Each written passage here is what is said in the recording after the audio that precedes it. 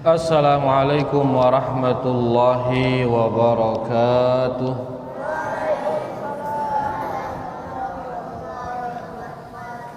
Innal hamdalillah nahmaduhu wa nasta'inuhu wa nastaghfiruh wa na'udzu billahi min shururi anfusina wa min sayyiati a'malina.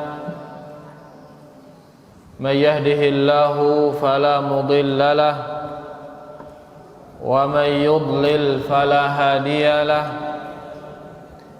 أشهد أن لا إله إلا الله وحده لا شريك له وأشهد أن محمدا عبده ورسوله يا أيها الذين آمنوا اتقوا الله حق تقاته ولا تموتن إلا وأنتم مسلمون يا أيها الناس اتقوا ربكم الذي خلقكم من نفس واحدة وخلق منها زوجها وبث منهما رجالا كثيرا ونساء واتقوا الله الذي تساءلون به والأرحام إن الله كان عليكم رقيبا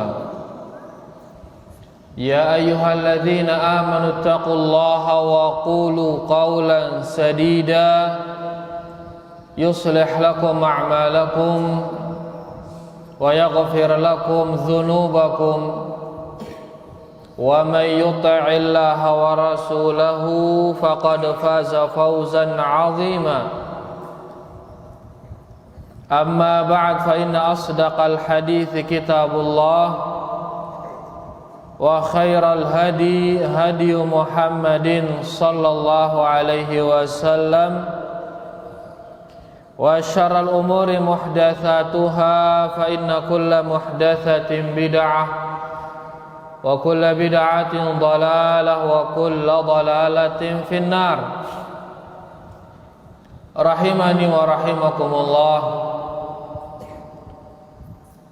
Bapak-bapak, ibu-ibu, para hadirin dan hadirat dan para santri LKSA Islam Sunnah rahimani wa rahimakumullah.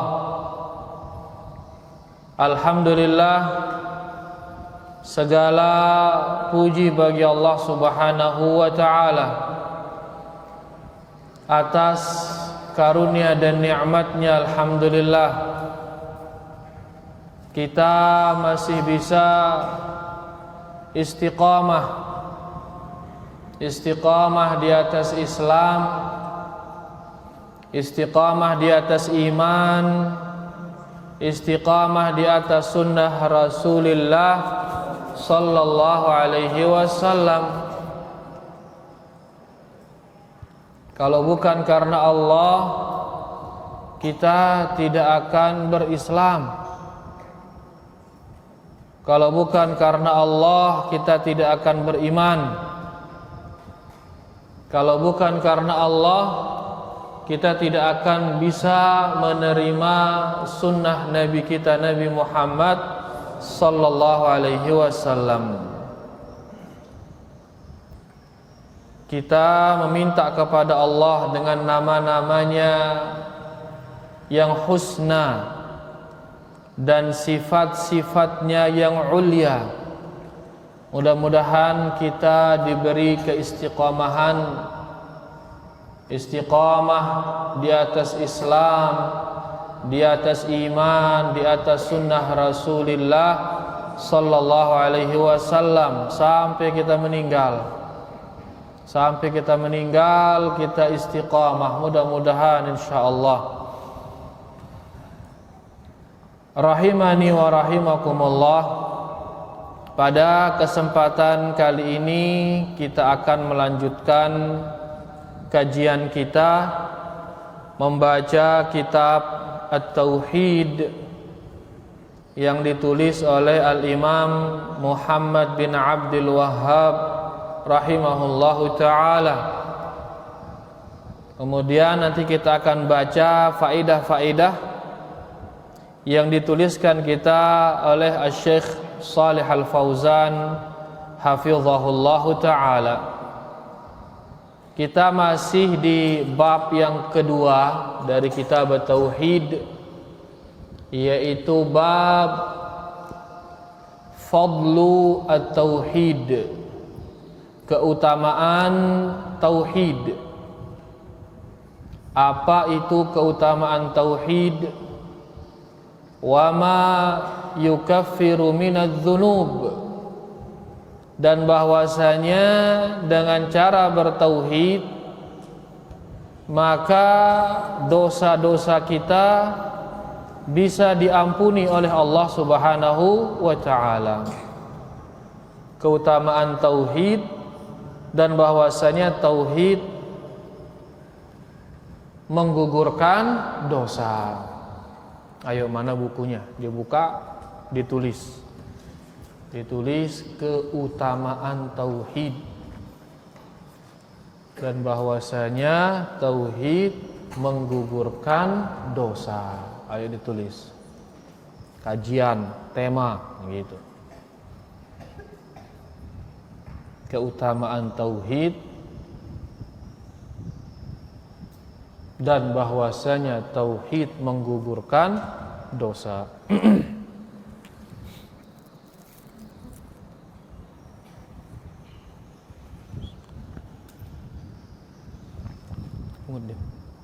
Pungut sampahnya. Dalam bab ini sudah kita baca beberapa dalil dan makin dalil yang terakhir Al-Imam Muhammad bin Abdul Wahhab mengatakan Walid Tirmizi, dan diriwayatkan oleh Imam At-Tirmizi, wa hassanahu, dan Imam diyakini benar-benar dari Rasulullah sallallahu alaihi wasallam. Di bawahnya namanya dhaif. Dhaif lemah. Lemah berarti ini kita harus yakini dia ini bukan dari Rasulullah sallallahu alaihi wasallam. Setelah para ulama mempelajari riwayat-riwayat, ternyata mereka menemukan ada sebuah hadis, bahkan banyak hadis yang dia ini tidak dhaif. Hadis ini tidak dhaif dalam arti bisa kita terima hadis ini. Cuman dia perawinya tidak terlalu kuat sekuat derajat sahih. Misalkan perawinya kadang-kadang dia salah, kadang-kadang lupa. Tapi tidak lupa di hadis ini, beberapa kejadian dia kadang-kadang lupa, sehingga perawi hadis ini agak lemah derajatnya. Tidak dia seperti derajat para perawi yang sahih. Tapi hadisnya ini bisa diterima, hadis ini. Karena banyak hadis-hadis seperti itu, maka dibuatlah istilah baru lagi antara sahih dengan dhaif. Baru ini, derajat yang baru ini dinamakan derajat hasan, derajat yang bagus, yaitu dia bisa diterima tapi derajatnya tidak sampai derajat yang sahih. Nanti setelahnya lagi ada namanya hasan li ghairihi, sahih li ghairihi, ya, setelahnya ini. Tapi ini dulu tiga. Ada namanya sahih, ada namanya dhaif, tengah-tengahnya namanya apa? Haditsun hasan. Imam At-Tirmidzi menghasankannya. An Anas, hadis ini dari sahabat Anas bin Malik. Dari sahabat siapa? Anas bin Malik. Dia ini sahabat paling panjang umurnya. Ya, dan dia pernah didoakan oleh Nabi sallallahu alaihi wasallam. Karena keberkahan doa Nabi sallallahu alaihi wasallam, Nabi kita mendoakannya dengan mengatakan, Allahumma akthir malahu wa waladahu wa adkhilhul jannah. Doa Nabi sallallahu alaihi wasallam, ya Allah, perbanyaklah anaknya Anas ini, dan perbanyaklah hartanya, dan masukkan dia ke dalam surga. Doa Nabi ini sallallahu alaihi wasallam. Nabi doa yang akhirnya tambah surga. Makanya akhirnya begitu meninggal, Anas memiliki anak yang sangat banyak. Ada yang mengatakan anaknya 70-an. Itu puluhan anaknya. Ada yang mengatakan 80-an. Bahkan ada mengatakan ratusan anaknya, lebih dari 100. Ini kelengan sekiina ini. Enggak mungkin. Satusan. Yang lain mengatakan sangat banyak anak, saking banyaknya nggak bisa dihitung. Saking banyaknya. Ini anak ini sudah kekayaan ini. Ya, dia akan terus mendoakan kita di saat kita meninggal nanti. Kena sahabat lui anaknya. Kita ngombe angkuntin lah. Dia terani berdua anak cukup ngente. Kenje kita salafi ngente ngono. Siaran salafi yaitu mengikuti para salaf. Saya salaf itu para sahabat. Para sahabat lui anaknya. Bersila itu dah na lui. Dan takut talu ya. Nabi enten doa yang ya, mudahan nelui hartana, nelui anaknya. Dan terbukti anaknya banyak, hartanya juga sangat banyak. Ya, dia memiliki sebuah kebun yang sangat luas, cukup dibagi oleh anaknya yang banyak itu begitu dia meninggal. Dan di kebun ini dia sendiriannya katanya yang bisa tumbuh buahnya berkali-kali. Berkat doa Nabi sallallahu alaihi wasallam. Ya, dan dia juga punya sumur yang sumurnya paling jernih dan paling enak airnya. Ya, niki antara kekayaan Anas yang disebutkan. Niki adalah keberkahan dari doa Rasulullah sallallahu alaihi wasallam. Bekaring seke de manter terjawab, yaitu Nabi kita memintakannya agar dia dimasukkan ke dalam surga. Ya, dan dia meninggal sebagai seorang sahabat, maka tentu dia adalah salah satu dari penduduk surga insyaallah. Nikilah sekilas tentang Anas bin Malik radhiyallahu anhu. Kemudian Anas bin Malik radhiyallahu anhu mengatakan, sami'tu Rasulullah sallallahu alaihi wasallam yaqul, aku mendengar Rasulullah sallallahu alaihi wasallam bersabda, qala Allah taala, Allah subhanahu wa taala berfirman. Nah niki dia contoh hadis qudsi no. Ya, hadis qudsi itu yaitu Nabi sallallahu alaihi wasallam meriwayatkan langsung dari Allah subhanahu wa taala. Nah, Allah subhanahu wa ta'ala berfirman, ya bana Adam, hai anak Adam. Saya kan anak Adam, kita ini, hai manusia. Lau ataitani biqurabil ardi khataya, andai kalian datang kepadaku membawa dosa biqurabil ardi, dosa sebesar bumi. Dosa sebesar apa? Sebesar bumi. Tsumma laqitani, dan engkau menjumpaiku, la tusyriku bi syai'a, dalam kondisi tidak berbuat syirik sedikit pun. La ataituka biqurabiha maghfirah, maka aku akan datang menjumpaimu membawa sebesar itu pula ampunan ngana Allah Subhanahu wa taala. Niki hadis niki diriwayatkan oleh Imam At-Tirmidzi, dan Imam At-Tirmidzi mengatakan hadis ini hadis yang hasan. Mungkin kita tulis dia biar lebih jelas insyaallah.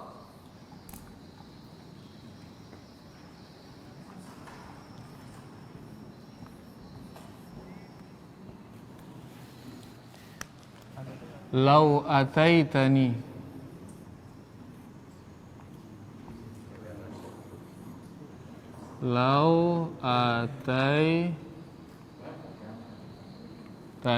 nanti biqurabil ardi khataya,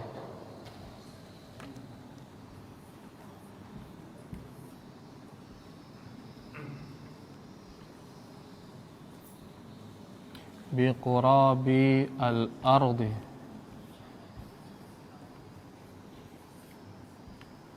khataya.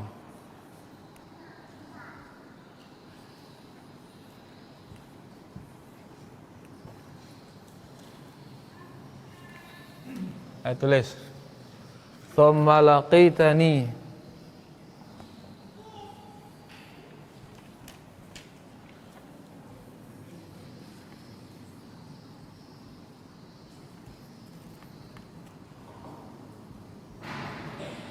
la tusyriku bi syai'an.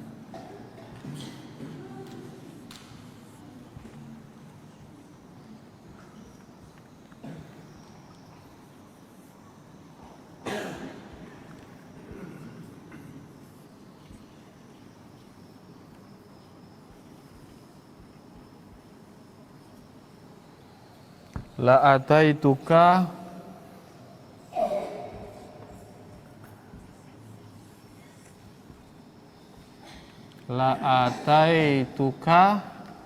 biqurabiha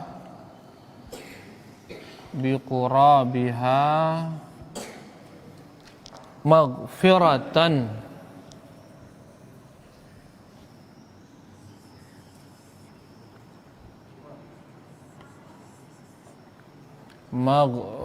Maghfiratan.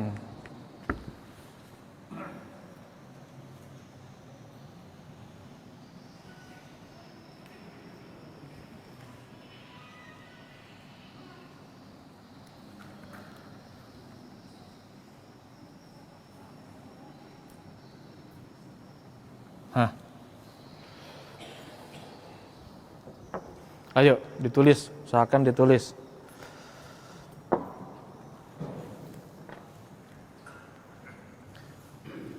Allah Subhanahu wa taala berfirman, ya ibna Adam, wahai anak Adam. Wahai anak Adam. Siapa anak Adam? Kita ini semua. Siapa namanya nih? Adam? Anak Adam, ya. Wahai anak Adam, andai lau ataitani, engkau mendatangiku, engkau mendatangiku, biqurabil ardi, dengan sebesar atau dengan membawa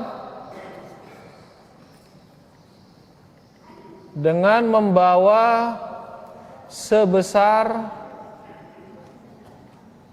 al-ardi, bumi, khataya, dosa.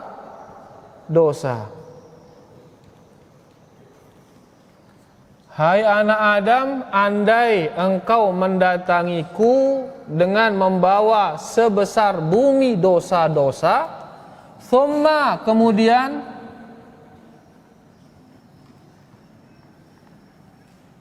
kelihatan? Ini mana bukunya? Lupa? La ilaha illallah.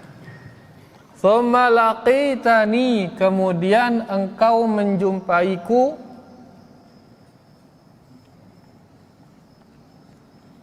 engkau menjumpaiku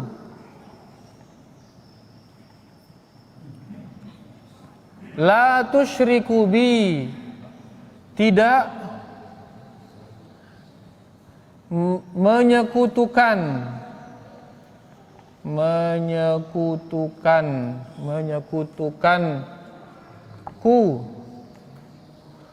syai'an, dengan sesuatu apapun, dengan sesuatu apapun. Kemudian engkau menjumpaiku tidak menyekutukanku dengan sesuatu apapun, la ataituka. La ini artinya niscaya. La niscaya. Ataituka, aku mendatangimu. Datangimu. Ini bahasa Arab anehnya, ya. Panjang pendek itu sangat memiliki arti. Ini lam pendek ini. La ataituka. La ataituka artinya benar-benar mendatangimu. Kalau dibaca panjang, la ataituka, itu artinya saya tidak akan mendatangimu, kebalikan artinya. Kayaknya dalam bahasa Arab pendek panjang itu ada artinya. Jadi onyonya biqurabiha, dengan sebesarnya, inggih, dengan sebesar bumi. Oke. Nya di sini kembali kepada bumi. Maghfiratan, ampunan. Nah, bisa ditulis dia. Wahai anak Adam, lau ataitani, andai engkau mendatangiku, biqurabil ardi, dengan membawa sebesar bumi. Apa yang dibawa? Dosa-dosa, khataya. Thumma laqitani, kemudian engkau menjumpaiku. Di saat membawa dosa itu berjumpa dengan Allah, la tusyriku bi syai'an, tidak menyekutukanku syai'an, dengan sesuatu apapun. Sesuatu apapun dalam arti apapun itu dan sekecil-kecilnya. Ya, jadi dia narak syirik sekecil-kecilnya, dia narak syirik jauhna. Le saat nabadait kan Allah jauh dosa belik, dia tidak pernah melakukan syirik sekecil-kecilnya. Aku mau narak syirik sekecil-kecilnya, sedewa ini berarti. Apa dapatnya kalau tidak ada syirik sekecil-kecilnya? La ataituka, niscaya aku mendatangimu, biqurabiha, dengan sebesarnya, itu sebesar bumi, maghfiratan, ampunan. Ya, jadi kalau kita tidak ada syirik, sekecil-kecilnya syirik tidak ada, maka ganjarannya akan mendapatkan ampunan. Ayo ditulis.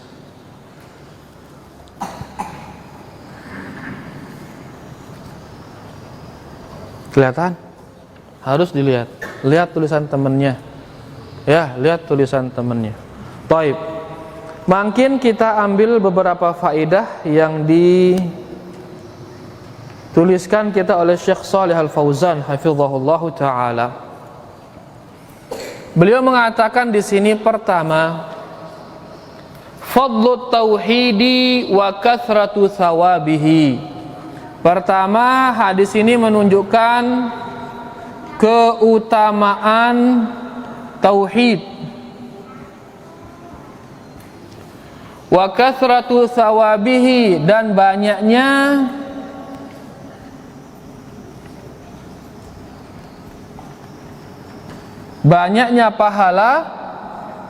pahala tauhid. Tauhid luwih pahalana. Di mana di sini bilang tauhid?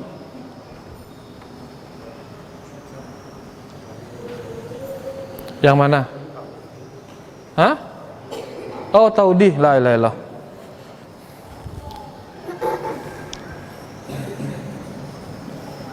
Ini pala tauhid, benar ya? Tauhid. Jazakallah khairan. Keutamaan tauhid. Nah, di hadis niki mbe ngenang tauhid, ada mengatakan tauhid? Enggak ada kata tauhid nggih, tidak ada kata la ilaha illallah juga.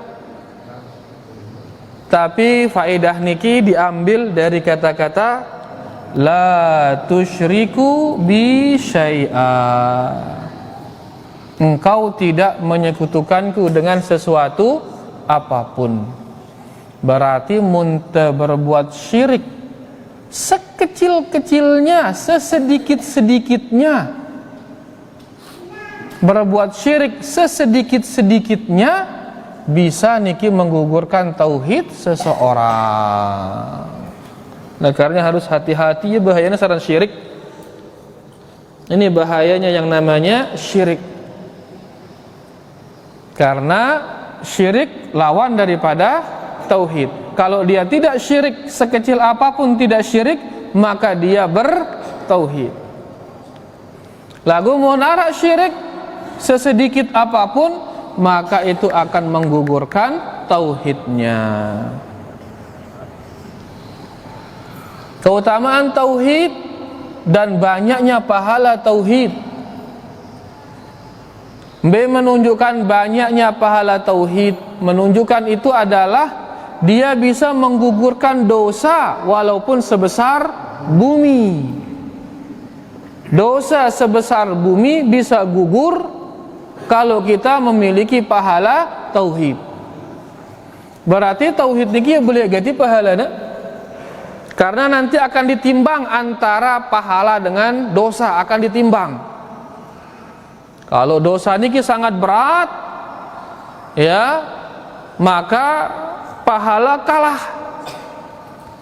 Tapi di hadis ini ternyata pahala tauhid mampu dia mengalahkan dosa yang besar. Ya, pahala tauhid mampu mengalahkan dosa yang besar. Menunjukkan pahala tauhid ini sangat banyak sekali dia. Jelas insyaallah nggih, faedah yang pertama. Faedah yang kedua kata beliau, si'atu fadlillahi wa judihi wa rahmatihi wa afwihi. Luasnya karunia Allah,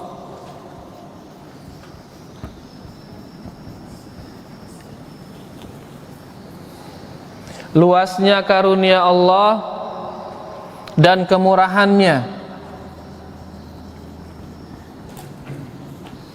dan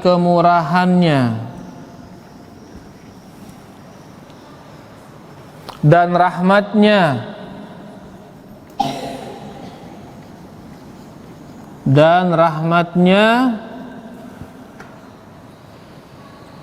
wa afwihi, dan ampunannya.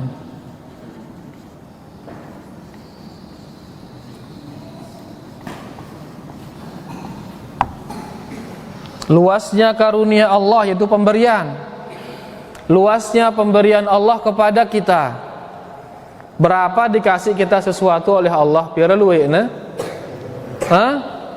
Wa in ta'uddu ni'matallahi la tuhsuha. Kalau engkau hitung nikmat Allah, maka engkau tidak akan mampu menghitungnya. Dia tegin mampu ngitungnya. Ya. Dan semua nikmat niki datang dari Allah Subhanahu wa taala, menunjukkan luasnya karunia Allah. Li antaranya adalah kalau kita mati tidak membawa dosa syirik, maka dijanji kita oleh Allah akan diampuni dosa kita. Dosa kita akan diampuni oleh Allah Subhanahu wa taala. Niki juga menunjukkan kemurahan Allah. Allah dia maha murah, maha mudah. Dia ada sekat. Ya, kita berhubungan dengan Allah dengan sangat murah sekali dia, mudah gati, mudah memberikan kita ampunan dan lain sebagainya. Ya, di antara bentuk kemurahan Allah Subhanahu wa taala, dia mengampuni dosa kita selama kita tidak berbuat syirik. Dan luasnya rahmat Allah, luasnya kasih sayang Allah Subhanahu wa taala. Selabu siara li temangkin menunjukkan kasih sayang Allah kepada kita. Salah satu bentuknya adalah mengampuni kita di saat kita tidak membawa dosa syirik. Dan terakhir, luasnya ampunan Allah Subhanahu wa taala. Angka sebelik-belik dosa ante dak terputus asa. Ya. Dan semua kita pendosa ini. Dan dengan oke. Ara li antara itu sing dia berdosa. Dara bagaimana Pak Haji? Selapu ante pendosa ini. Tapi jangan putus asa karena Allah Subhanahu wa taala Maha Pengampun Dia. Mari terus taubat kepada Allah Subhanahu wa taala. Tapi jangan itu menjadikan kita akhirnya israr. Karena kita mengatakan Allah Maha Pengampun. Gara-gara itu akhirnya israr kita. Apa israr itu? Terus menerus dalam dosa. Jangan. Ya, justru karena Allah Maha Pengampun, mari kita raih ampunannya. Dengan cara apa? Dengan cara bertaubat, bukan dengan cara terus-terus dalam maksiat. Faedah yang ketiga, ar-raddu 'alal khawarij. Hadis ini bantahan terhadap khawarij. Bantahan terhadap khawarij.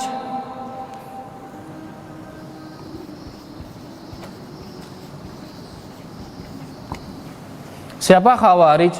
Khawarij itu adalah sekelompok orang Islam yang dia berkeyakinan bahwasanya dosa ini bisa mengeluarkan orang dari Islam. Sisi gawe dosa kafir ya ngana. Itu khawarij.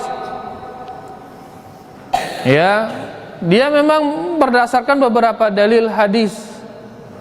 Lagu salah sih memahamin hadis. No. Misalkan hadis yang mengatakan la yazni zani hina yazni wa huwa mu'min. Tidaklah orang yang berzina saat dia berzina dalam keadaan beriman. Hadis ini menunjukkan si berzina maka dia tidak beriman. Tidak beriman berarti kafir. Sehingga mereka membuat kaidah sehingga awe dosa belik sugul lelengan Islam. Kita Ahlussunnah wal Jamaah napi ngente terhadap pelaku dosa besar. Siapa-siapa yang melakukan dosa besar, apakah dia keluar dari Islam? Tidak. Tapi apa yang terjadi padanya? Orang yang melakukan dosa besar, maka imannya akan berkurang. Berkurang imannya. Loh, tadi hadis tadi mengatakan tidak beriman. Kenapa ini sekarang sudah mengatakan imannya berkurang? Hadis yang tadi kata para ulama yang ditiadakan oleh Nabi SAW adalah iman yang sempurna. Dia tidak beriman maksudnya dia tidak memiliki iman yang sempurna. Yang hilang dari orang yang berdosa itu iman yang sempurna. Ya, tapi aslul iman, asal keimanan masih punya dia. Biaran sempurna, misalkan niki bateri HP, selapan itu di HP soal ini. Pirana sempurna casan HP no. Kalau dia 100%. Nah, ini sempurna casan. No? Kan dia casannya bisa berkurang, seret. Bisa dia 70%. Nah, di saat dia 70%, ini dia tidak sempurna. Inilah yang ditiadakan oleh Nabi SAW. Dia tidak beriman, maksudnya tidak sempurna imannya. Dia hilang sama sekali. Kenapa dibilang tidak sempurna? Karena banyak dalil-dalil yang menunjukkan orang yang melakukan dosa besar itu masih Islam. Banyak dalil-dalil yang menyatakan sehingga dosa belik, dia masih agamanya Islam. Liantarana hadis ini. Di antaranya adalah hadis niki, dia membawa dosa yang sangat besar seperti bumi belekna, tapi dia tidak membawa dosa syirik. Karena dosa syirik nikilah yang menghilangkan keimanan seseorang. Syirik inilah yang menjadikan orang kafir. Nah, dia tidak ada dosa ini, maka dia akan mendapatkan ampunan dari Allah Subhanahu wa ta'ala. Dengan kafir munemate mau ya ampunan? Tidak akan. Orang syirik kalau dia mati dapat diampunan? Tidak akan. Ya, karena Allah mengatakan innahu may yusyrik billah faqad harramallahu alaihi al-jannah. Sesungguhnya barang siapa yang mati bawa dosa syirik, maka haram baginya surga. Nah, nengke mau ya surga ini menunjukkan dia tidak musyrik dan dia tidak kafir. Padahal dia telah melakukan dosa yang sangat besar. Sehingga makanya hadis niki adalah bantahan terhadap Khawarij. Khawarij yang mengkafirkan pelaku dosa besar. Yang mengkafirkan pelaku dosa besar.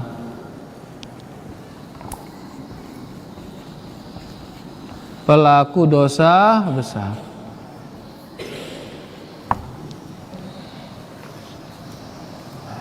Simbiano aran Khawarij, ini teroris nu. Sigarang ngebom nu. Ya, sigarang melenya mati dengan, karena melenya mati dengan karena dia menganggap orang-orang kafir. Dia menganggap orang-orang sudah kafir. Baik, niki faedah yang ketiga. Faedah yang keempat, itsbatul kalami lillahi azza wa jalla. Faedah yang keempat, menetapkan sifat kalam bagi Allah. Sifat kalam. Nah, apa arti kalam? Berbicara. Berbicara bagi Allah Subhanahu wa ta'ala. Ayo tulis biar gak ngantuk. Tahan uamnya itu ditahan, jangan dikasih keluar. Menetapkan sifat kalam, sifat berbicara bagi Allah Subhanahu wa ta'ala, ala ma yaliqu bijalali, sesuai dengan yang layak bagi Allah Subhanahu wa ta'ala, sesuai dengan kelayakan Allah Subhanahu wa ta'ala, sesuai dengan kelayakannya. Yang mana nama kalam, yang mana nama berbicara? Semua kita tahu nama berbicara. Ya, kita berbicara, manusia berbicara, hewan berbicara, semut berbicara dia. Tapi sama ke cara berbicaranya manusia dengan hewan? Beda dia. Demikian pula dengan Allah Subhanahu wa ta'ala. Dia berbicara, iya harus kita imani. Karena di sini Nabi kita sallallahu alaihi wasallam bersabda, qala Allah ta'ala, Allah Subhanahu wa ta'ala berkata, berfirman, menunjukkan Allah berbicara. Ada suaranya? Ada suaranya. Ada hurufnya? Ada, kan ini bisa ditulis ini. Karena sebagian mengatakan Allah berbicara, iya berbicara, tapi berbicara tanpa suara dan tanpa huruf. Belengan tengembun ini tanpa suara, tanpa huruf. Kalau tanpa suara ya tidak akan didengar dia. Padahal Allah Subhanahu wa ta'ala bercakap dengan hambanya. Dengan Nabi Musa juga dia bercakap. Nabi orang bercakap, balas-balasan berbicara, berdialog. Allah juga memanggil Nabi Musa, wa nadainah, dan kami panggil dia. Memanggil menunjukkan apa? Ada suara, karena dia memanggil. Ya, dan banyak dalil-dalil yang lain menunjukkan bahwasanya kalamullah ini bersuara. dan dengan huruf niki hurufnya. Justru kalau kita mengatakan tanpa suara, tanpa huruf, bisa itu menyerupakan kalamullah dengan makhluk. Bisa menyerupakan kalamullah dengan kalam makhluk. Mereka mengatakan Allah berbicara tanpa suara, tanpa huruf, tapi alasannya agar tidak menyerupakan Allah dengan makhluk. Karena makhluk dia berbicaranya ada suara dan ada huruf. Nah sekarang mereka mengatakan tanpa suara, tanpa huruf agar tidak sama dengan makhluk. Lagu yang kedua makhluk berbicara tanpa suara dan tanpa huruf. Itu siwah le Mekah no? Ya. Kan sering kita berbicara dengan orang Turki, orang Afrika tanpa keluar suara. Ya, kadang-kadang cukup tunjukkan misalkan kita ke pusat, cukup tunjukkan polisi no kartu, langsung polisi tahu, oh tahu aku kena dengan ini, ya hilang wah dengan ini. Begitu kita lihat polisi, tunjukin kartu hotel, ini kartu hotel saya. Apa berarti maksud orang ini? Ya ke pusat wah ini berarti mau ditunjukkan tempat hotelnya. Nah angku nasi ngane. Apakah ada suara, ada huruf ini? Enggak ada, ini enggak ada suara, enggak ada huruf. Padahal dia berbicara ini, berkomunikasi ini. Padahal sedang apa? Berkomunikasi. Nah ini contohnya. Angka mun main akal-akalan aja selapu jari kena atau jari sede-sede ya. Dalam beragama makanya nggak bisa pakai akal-akalan. Kembalikan kepada nas. Nas mengatakan Allah berbicara, sudah berbicara sesuai dengan kelayakan Allah Subhanahu wa ta'ala. Kenapa kelayakan Allah? Karena Allah mengatakan laisa kamitslihi syai', tidak ada yang sama dengan Allah. Kenapa dengan kelayakan? Karena Allah walam yakul lahu kufuwan ahad. Jam berapa ini? Nah, Isya sudah. Satu lagi mungkin kita ambil. Bayan li makna la ilaha illallah. Hadis ini penjelasan tentang makna la ilaha illallah. Tentang makna la ilaha illallah. Nabi makna la ilaha illallah di sini di hadis niki, Nabi makna la ilaha illallah yang mana tadi kita bilang tauhid dari hadis niki. La tusyriku bi syai'a. Berarti Nabi makna la ilaha illallah yaitu tidak berbuat syirik. Makna la ilaha illallah yaitu tidak berbuat syirik.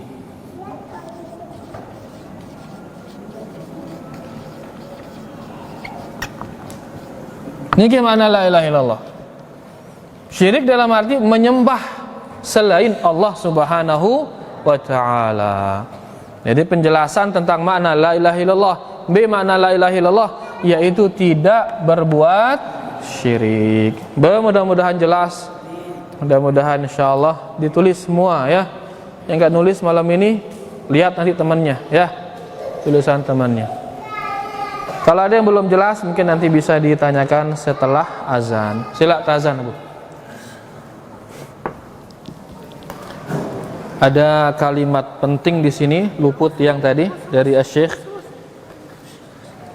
Asy-Syaikh mengatakan ya penjelasan tentang makna tauhid la ilaha illallah yaitu tidak berbuat syirik dan bahwasanya tidak cukup hanya diucapkan dengan lisan. Dan tidak cukup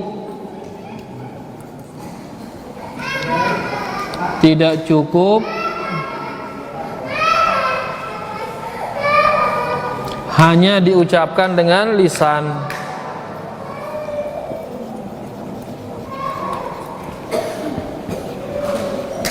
Tidak cukup hanya diucapkan dengan lisan. Dari mana niki kalimat niki? Tidak cukup hanya dengan lisan, Karena di sini mengatakan la tusyriku bi syai'an, yaitu tidak menyekutukan Allah Subhanahu wa taala, yaitu perbuatannya tidak menyekutukan Allah Subhanahu wa taala. Ya, sehingga seseorang walaupun dia mengatakan la ilaha illallah, tapi perbuatannya dia melakukan kesyirikan. Dia mengatakan la ilaha illallah lalu nyembah ya selain Allah, maka tidak ada gunanya ucapan lisannya. Ya, jadi tidak cukup hanya dengan ucapan lisan, tapi harus juga dengan perbuatan. Perbuatannya juga harus la ilaha illallah. Alhamdulillah. Sila kalau ada yang belum jelas, silakan. Fadhal.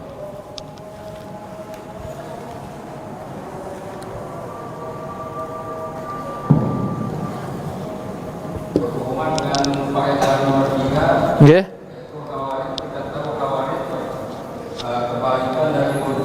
Nah, ya. Murji'ah itu suatu sekte yang mengeluarkan iman dari amal. Pertanyaannya, bagaimana Syekh Albani dan muridnya Syekh Hasan Halabi rahimahullah bisa dikatakan Murji'ah? La ilaha illallah. Ngeriin aja. Itu tuduhan. Tuduhan mengatakan bahwasanya Syekh Albani dan muridnya adalah Murji'ah, itu tuduhan. Kenapa tuduhan? Karena dia melawan Khawarij. Tadi antum bilang Khawarij. Khawarij ini lawannya apa? Murji'ah. Dan dua-duanya niki luar Ahlus Sunnah. Khawarij luar Ahlus Sunnah, karena dia mengatakan pelaku dosa besar itu kafir. Yang kedua Murji'ah, dia justru sebaliknya, dosa tidak berpengaruh terhadap iman katanya, tidak berpengaruh terhadap iman, sehingga sebesar-besar dosa orang ndara efeknya. Sebesar-besar dosa orang maka tidak ada efeknya. Karena menurut dia yang namanya iman di hati. Amalan badan tidak ada fungsinya. Iman itu di mana? Di hati. Sehingga perbuatan badan darah gawenan. Nah, badan ini kalau dia berdosa tidak masalah, yang penting hatinya. Ini Murji'ah. Dia mengeluarkan amalan daripada iman, sehingga sebesar-besar dosa orang tidak ada pengaruhnya terhadap iman. Ini justru sebaliknya, ekstrim dia dalam dosa, sehingga dosa kafir karena langsung. Nah, Ahlus Sunnah wal Jamaah dia selalu tengah-tengah. Ahlus Sunnah wal Jamaah mengatakan apa? Dosa besar tidak mengeluarkan orang dari Islam, tapi dosa besar berpengaruh terhadap iman, tidak seperti ucapan Murji'ah. Apa pengaruhnya terhadap iman? Apa pengaruh dosa terhadap iman? Yaitu dosa bisa mengurangi iman. Yazidu bil ta'ah wa yanqusu bil ma'siyah. Iman itu bisa bertambah dengan ketaatan dan bisa berkurang dengan dosa. Itu di Ahlussunnah wal Jamaah. Jadi Ahlussunnah wal Jamaah tengah-tengah dia antara Khawarij dengan Murji'ah dalam masalah iman. Nah, apakah Syekh Albani dan murid-muridnya dia Murji'ah? Bukan, jauh gati. Ya, justru dia kan nyuruh kita beramal soleh. Ayo beramal soleh. Yang kita sifat solat Nabi SAW. Agar apa? Agar benar solat kita. Seandainya kata dia Murji'ah, nulakin nulisan kita kitab, karena tidak ada pengaruhnya itu, ngana. Nah, kenapa dia dituduh seperti itu? Karena dia gencar memerangi Khawarij. Terutama Syekh Ali Hasan Al-Halabi sampai masuk ke penjara-penjara teroris itu dia berdialog dengan orang-orang Khawarij itu. Sampai di Jakarta. Khawarij yang ada di Jakarta datengin sih ya, dinasihatin, didakwahin. Menunjukkan usaha beliau memerangi Khawarij ini. Lagu justru Khawarij membalasnya dengan mengatakan dia itu Murji'ah. Padahal Syekh Ali dan yang lainnya semuanya adalah Ahlus Sunnah wal Jamaah. Jelas tidak? Wallahu ta'ala a'lam. Sila. Saya ngonek kedua, ngonek angkat tangan. Afdal. Gitu loh. Mic na bro. Gitu.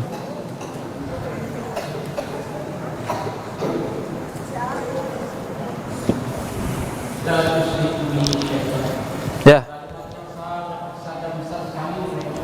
Ya.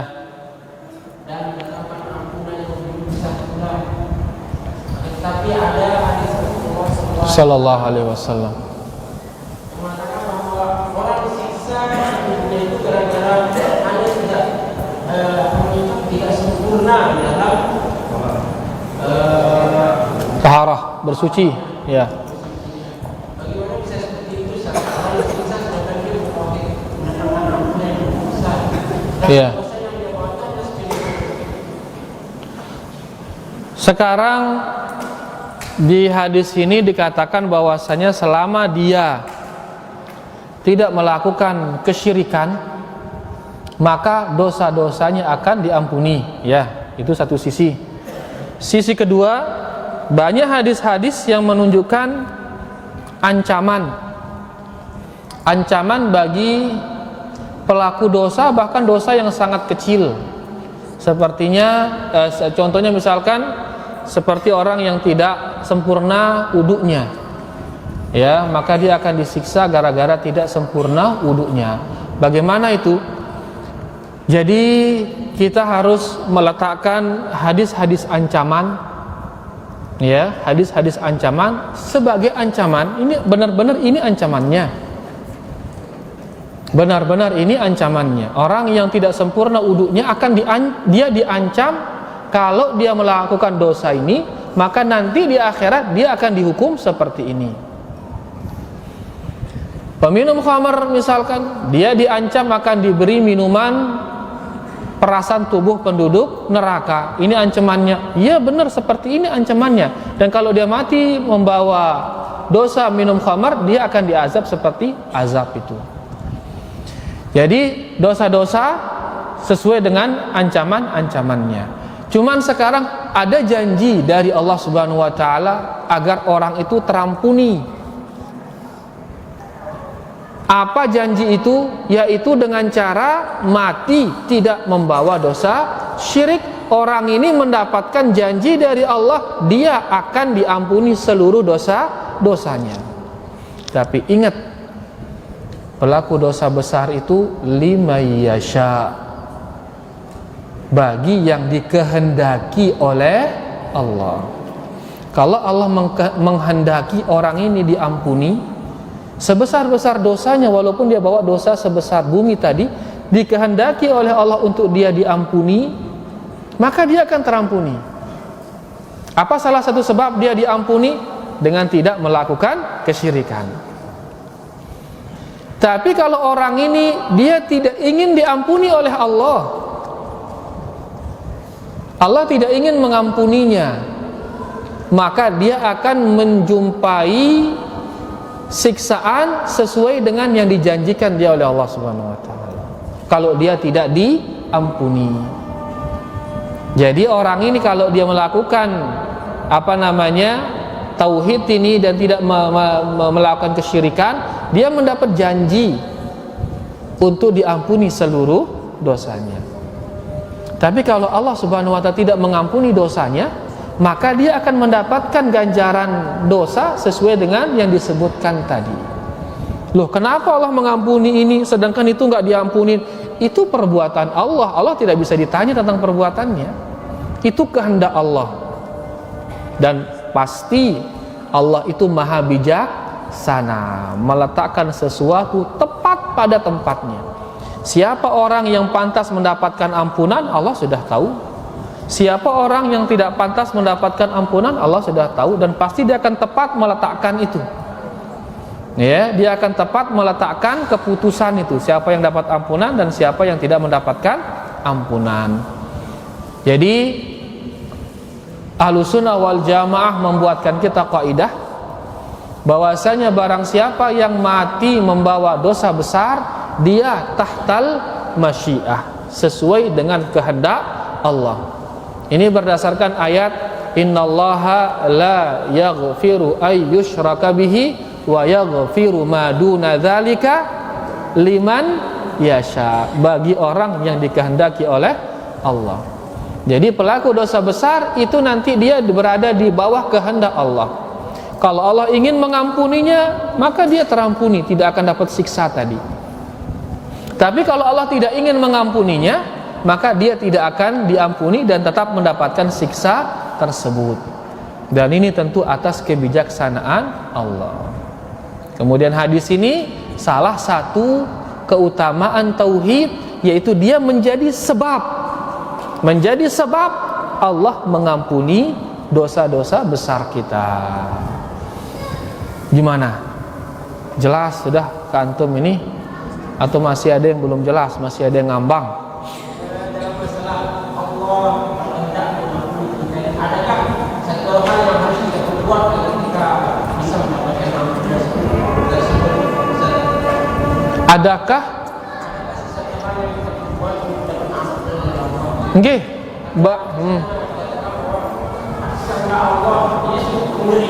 Ya, itulah dia makanya. Jadi salah satu sebab agar Allah mengampuni kita, ya ini dia, jangan kerjakan syirik apapun, hindari dia. Kenapa kita takut terhadap syirik? Karena kalau kita berbuat syirik, maka Allah tidak akan ngampunin kita. Positif sudah kita diazab. Tapi dengan kita menjauhi syirik, kita ada harapan untuk diampuni oleh Allah Subhanahu wa taala. Itu sebab. Yang kedua, ngeri sekali berarti ini karena ampunan ini atas kehendak dari Allah. Kan ngeri sekali. Ya emang seperti itulah kita. Kita ini nggak bisa menentukan semau kita, nggak bisa. Kita hanya terus bergantung dan berharap kepada Allah. Makanya orang yang beriman itu, dia cinta kepada Allah, dia berharap kepada Allah, dan dia juga takut kepada Allah. Kita ada rasa takut, jangan-jangan ibadah kita ini nggak diterima oleh Allah. Kita juga masih takut, jangan-jangan tauhidnya dah dia menerima, ya. Karena ada hal yang kita lakukan dan lain sebagainya. Selalu masih ada rasa takut. Itulah iman. Angkun tasik takut seperti ini, inilah iman. Dengan sini dan beliau rasa takut berarti belum beriman dia. Karena rukun iman itu, orang dikatakan beriman menuh arah rasa cintanya tipe Allah. Si kedua arah rasa takutnya tipe Allah. Si ketiga arah rasa harap. Dengan cara kita sholat tadi, kita berharap akan diangkat derajat kita oleh Allah. Dengan cara kita puasa, kita berharap diangkat derajat kita oleh Allah. Tapi masih ada rasa takut, jangan-jangan gak diterima oleh Allah. Nah inilah dia iman. Antum sekarang takut, berarti itulah dia iman. Makanya manusia itu terus bergantung kepada Allah, terus bergantung, karena hanya dia harapannya, hanya dia yang ditakutin, dan dia yang dicintai. Mudahan nyampe insyaallah. Dan ingat, Allah maha bijaksana, dia hakim, dia selalu meletakkan sesuatu tepat pada tempatnya. Wallahu ta'ala alam. Mami mungkin dulu tadi angkat tangan, Mami dulu. Mami.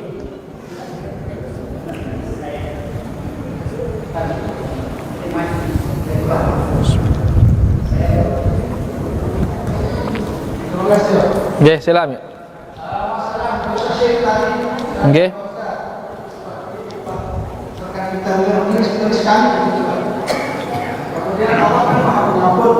Nggih. Katakanlah kita sudah terlanjur berbuat syirik, tetapi setelah sadari bahwa itu salah, lalu saya tobat nasuha. Nggih. Apakah tobat nasuha itu saya diterima atau tidak? Yang kemudian yang kedua, masalah akal tadi, Pak. Masalah? Akal. Oh, nggih. Saya pernah melihat ada dalil akli dari apa? Nggih. Dalil akli. Oh, nggih.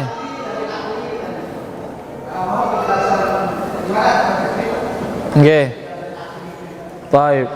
Jadi pertama, kalau kita berbuat syirik terus tobat kita, taubatan nasuha bahkan, apakah kita akan tetap diazab? Nabi kita sallallahu alaihi wasallam bersabda, "At-taibu minadz-dzambi kaman la dzambalah."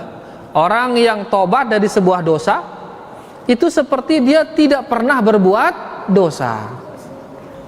Orang yang tobat dari dosa syirik sama seperti orang yang tidak pernah berbuat syirik. Ya, sahabat-sahabat Nabi sallallahu alaihi wasallam banyak dia pelaku syirik dulu. Tapi begitu dia masuk Islam, langsung terhapus dosa-dosa syiriknya. Jadi seseorang kalau dia tobat dari syirik, maka langsung hilang dosa syiriknya. Yang dimaksud tadi di sini yaitu yang dia mati dan masih membawa dosa syirik. Dia belum tobat dari syiriknya. Orang yang seperti ini dia tidak akan dapat ampunan. Bukan hanya tidak dapat ampunan, dia haram masuk surga, dia kekal di neraka. Bukan hanya tidak dapat ampunan, tapi juga kekal di neraka. Adapun pelaku dosa besar, seandainya kata dia tidak dapat ampunan, ya, pelaku dosa besar tidak dapat ampunan, dia masuk ke neraka, tapi suatu saat dia akan keluar dari neraka, tidak kekal dia. Yang kekal itu adalah orang yang musyrik atau orang yang kafir. Nabi kenana musyrik yaitu yang dia mati dan dia belum tobat dari dosa syirik. Niki yang pertama. Yang kedua, ada istilah dalil naqli dan dalil aqli. Dalil naqli yang mana? Dalil naqli itu Al-Quran dan hadis.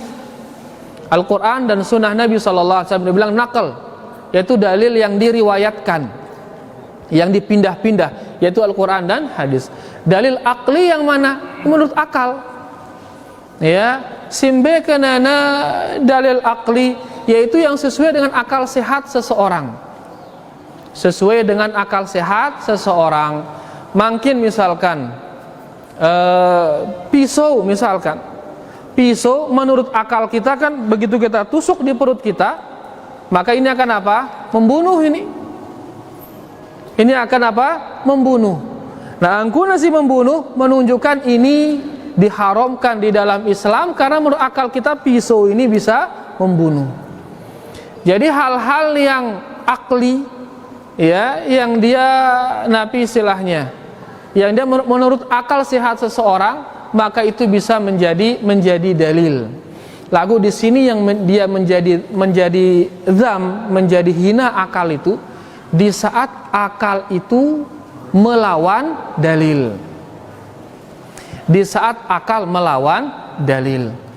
Kalau akal niki tunduk kepada dalil, bagus dia. Ya, misalkan hal-hal yang berkaitan dengan adat istiadat kita misalkan, yang dia ini tidak bertentangan dengan dalil, bagus, silahkan dikembangkan, dilestarikan, silahkan. Tapi kalau bertentangan dengan dalil, nggak bisa kita lestarikan dia. Jadi, ya, akal yang kita hina di sini yaitu akal yang melawan dalil. Mungkin contohnya ya, akal yang melawan dalil. Contoh misalkan apa contohnya misalkan kemarin masalah zina. Ya, zina dibilang halal. Kenapa halal? Selama dia sembunyi. Naranau ya. Atau yang lebih ini lagi, yang lebih gampang lagi misalkan minyak babi halal. Kenapa halal minyak babi ini? Karena dengan adanya minyak babi dan dia dikembangkan, jadilah dia peluang kerja bagi beberapa orang. Ya, atau misalkan tembakau, misalkan rokok, misalkan. Jadilah dia hasil negara atau misalkan jadi mata pencaharian dan lain sebagainya. Tapi yang jadi masalah di sini dia melanggar dalil. Nabi dalil yang dilanggar, Nabi kita mengatakan la dharara wala dirar. Tidak boleh memudarati diri sendiri dan tidak boleh memudarati orang lain. Nah, di saat akal kita bertentangan dengan dalil, maka akal harus tunduk. Ya. Dia harus menerima dalil. Perkataan Ali bin Abi Thalib misalkan, seandainya kata agama ini dengan akal, pasti lampakna ini lebih utama untuk dilap daripada bagian atas kaki kan. Misalkan kaki kita ini kita mau mengusap khuf, sepatu atau kaos kaki di saat wudu. Kita kalau wudu pakai kaos kaki, boleh kita nggak buka kaos kaki kita. Yang penting di saat kita pakai kaos kaki itu, kita pakai dia dalam kondisi suci. Nah, kalau kita wudu berikutnya boleh tidak kita buka kaos kaki, cukup usap bagian atas. Kalau dulu namanya khuf, sepatu kulit yang tinggi. Nggak perlu dia buka sepatu kulit itu, cukup dia usap bagian atasnya. Nah, Ali bin Abi Thalib mengatakan, kok bagian atas? Harusnya kan yang diusap bagian bawah. Karena dia bagian bawah ini yang menginjak kotoran, yang apa? Menunjukkan memang nggak bisa akal digunakan di situ. Kalau kita pakai akal, harusnya yang paling bawah ini yang dihapus, yang dibersihkan, bukan bagian atas. Tapi ternyata disuruh bagian atas. Kenapa kita usap bagian atas? Karena ini nakal. Nakal mengatakan demikian. Adapun akal mengatakan bawah, tapi kita harus mendahului nakal. Sama lagi ada yang mengatakan, ya, buktinya kalau kita kalau kita kentut, yang kita basuh mana kalau mau sholat? Mulai kita sholat, lalu kita ngentut ditembet besok. Ya, wudu, muka kita basuh, tangan kita basuh. Padahal yang ngeluarin angin mana? Belakang. Padahal yang ngeluarin angin belakang. Harusnya kan baru terjerak wudu ini, tiba-tiba keluar angin. Harusnya yang dibasuh yang mengeluarkan angin. Tapi ternyata bukan itu yang dibasuh. Yang dibasuh adalah muka dan tangan. Ini menunjukkan akal ini bubuk kadu tene. Karena akal mengatakan harusnya ini yang kita basuh, yang ngeluarin angin. Aku ternyata muka basuh teh. Kenapa? Karena muka disuruh oleh nakal. Nah, bagi mereka yang mendahulukan akal daripada nakal, ayo kalau sudah buang angin, cukup basuh itu terus sholat, kan ya? Rani kiyatun dek ino, bener gini rani. Karena sebagian orang makin mengkampanyekan akal lebih utama daripada nakal. Ini bahaya. Dia bilang karena akal ini adalah karunia dari Allah Subhanahu wa taala, dia paling atas, dia paling mulia. Bahkan Quran bisa kita pahami dengan akal. Kalau ini tidak kita gunakan benar gawena akal teh kan. Maka akal harus lebih depan daripada nakal. Nakal mengikuti akal. Karena ya mun akal mendahului nakal, beka menesugul angin gunakan akal deh kan. Gunakan akal deh. Ngombe akal mengatakan si nyugulang angin atau bersiang. Cukup bersihkan itu langsung sholat ke. Rani kaya sholat. Bedenegin rani. Ya, tapi dia akan wudu. Kenapa? Karena nakal mengatakan demikian. Kalau keluar angin maka kita akan berwudu. Ini hanya contoh saja. Ya, mau nanu aja bepelu gati memang. Ya, tapi kita pelan-pelan lah, pelan-pelan. Karena memang kalau sudah pakai akal, selapuna gin sede. Termasuk agama kita juga, kalau kita akal-akali dia, maka akan rusak. Akal akan menjadi sehat dia kalau tunduk di bawah dalil. Kalau dia mengikuti dalil, maka akal kita akan sehat dia. Wallahu ta'ala a'lam. Oke, sila coba sini. Bimikna coba.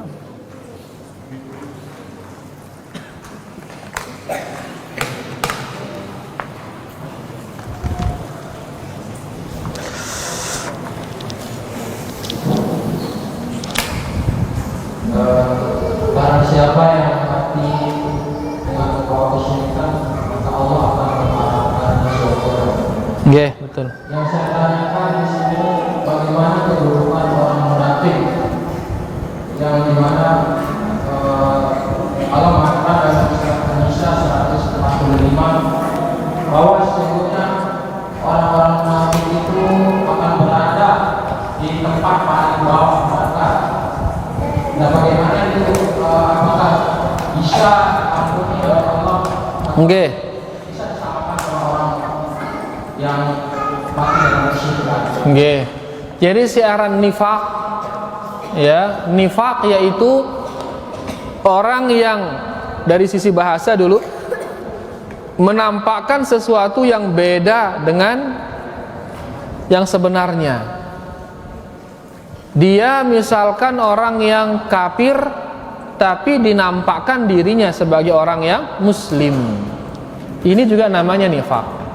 Dia hakikatnya dia kafir tapi dinampakkan dirinya sebagai seorang muslim, maka dia nifak. Tapi ada juga nifak yang dia tidak mengeluarkan orang dari Islam, yaitu contoh misalkan dia berbicara dusta. Dusta ini kan dia berarti dia menyampaikan sesuatu yang tidak sama dengan sebenarnya. Ini juga namanya munafik, nifak. Tapi nifak yang tidak mengeluarkan orang dari Islam. Nah, kalau tadi dibilang munafik itu dia berada di neraka paling bawah, iya, munafik yang nifak besar.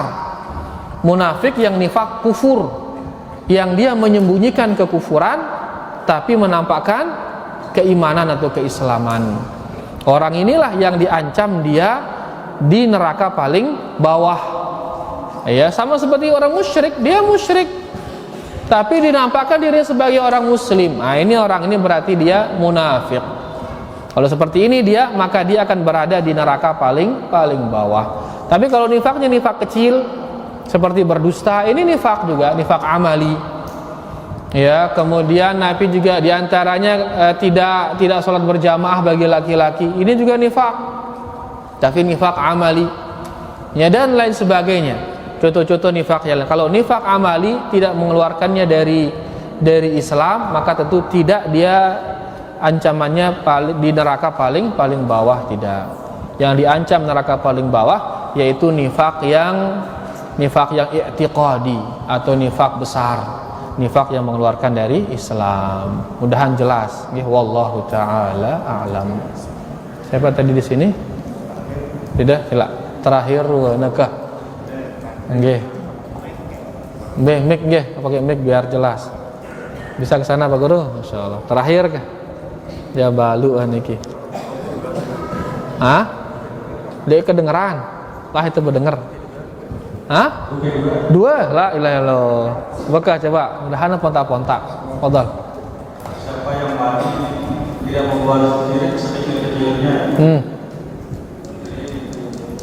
Sama teriak ke pasar. Oh iya, sekecil-kecilnya maksud yang tadi sesedikit-sedikitnya. Ya, karena syirik niki ada dua, syirik besar dan syirik kecil. Kalau syirik kecil ini tidak mengeluarkan dari Islam, tetap ya dengan niki muslim. Ya, syirik kecil tetap ya dengan niki muslim. Tapi sih jadi masalah syirik besar walaupun sekedi, ya sedikit maksud saya, bukan kecil ya, maaf. Jadi walaupun sedikit, sesedikit-dikitnya, kalau dia ini melakukan syirik besar, maka orang ini tidak akan mendapatkan ampunan. Lagu menenggawi syirik kecil di antaranya riya. Ya, syirik kecil, maka orang niki tetap dia muslim. Ya, dia jadi kafir. Jelas nggih, wallahu a'lam. Bu kedua kan aja. Sallallahu alaihi wasallam. Hampir terlihat ideologi. Hampir terlihat ideologi seperti menggerogoti semua. Digerogoti. Nggih. Sahabat saya orang yang jumlah SDG saat ini jumlahnya banyak tapi dikasih duit dan keuangan. Jadi pertanyaan besar, apa penyebabnya kok orang kekuatan besar? Apakah sudah dipakai oleh dulu? Apa sebabnya kita lemah sehingga kita digerogoti? Karena meninggalkan Islam. Islam itu hanya sekedar ya pengakuan kah? Hanya sekedar amalan-amalan dasar. Tapi yang berikutnya lemah. Bahkan Nabi kita sallallahu alaihi wasallam mengatakan wa taraktumul jihad, dan kalian meninggalkan jihad. Jadi kurang amalan ilmu ini dah kurang. Gara-gara kurang Islam akhirnya lemah ya. Karena dia lemah akhirnya digerogoti oleh musuh-musuh Islam. Ngombe cara anta kita kuat malik betetulak sila tipa Islam. Tetulak tipa Islam yang sebenarnya. Tulak tipa Al-Qur'an dan hadis. Ya, belajar Islam sesuai dengan Al-Qur'an dan hadis. jarang akal-akalan noh. Ya, jangan lagi belajar Islam dengan akal-akalan, dengan filsafat-filsafat dan lain sebagainya. Jangan lagu belajar Islam dengan Al-Quran dan hadis-hadis Rasulullah Sallallahu Alaihi Wasallam. Setelah belajar amalang ya, jangan hanya sekedar ditahu. Darah gawina luwe ilmu lagu nemile ngamalang darah gawina. Jadi setelah kita berilmu maka mari diamalkan. Jadi sebabnya adalah karena kita meninggalkan ilmu dan meninggalkan amal, akhirnya lemah kita. Nah, kita kuat sila tulak tipa ilmu, tulak tipa amal. Jelas nggih? Wallahu taala a'lam. Bayarwana lebih niki tengah maaf atas kelebihan niki ya, dan kurang lebihnya tiang minta maaf. Wal ilmu indallah wallahu taala ala wa alam. Subhanakallahumma rabbana bihamdika asyhadu an la ilaha illa anta astaghfiruka wa atubu ilaik. Wassalamualaikum warahmatullahi wabarakatuh.